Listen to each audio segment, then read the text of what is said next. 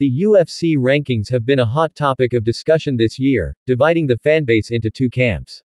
One side contends that Jon Jones should be the number one pound-for-pound fighter because of his achievements in the UFC, while the other supports Islam Makhachev for his recent performances.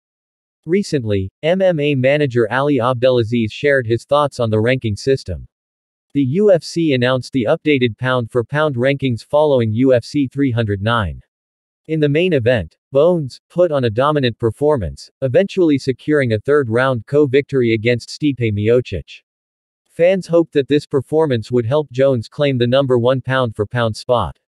However, Makhachev retained his position at number one, while Jones moved up to number two, taking the spot previously held by reigning light heavyweight champion Alex Pereira, who dropped to number three.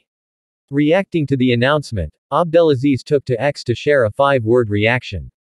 Can only be one king at Makhachevma.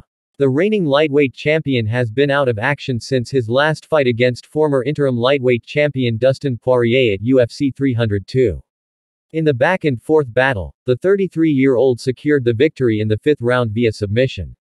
Charles Oliveira secured the victory at UFC 309 against Michael Chandler. He seems to be next in line for the lightweight title and revealed that he will be present for the rumored fight between Islam Makhachev and Arman Tsarukyan at UFC 311. Do Bronx has fought both Makhachev and Tsarukyan in his career and has suffered losses to both men.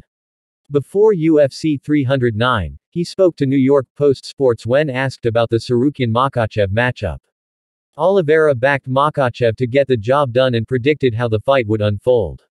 He said, "They have very similar games, and I think each has to come and look out for the same things. You have to watch out for the striking because they do offer some striking and they also have to be very mindful of the ground game." He continued, "It's very, very similar styles, and I think that they have to watch out for the same things from each other.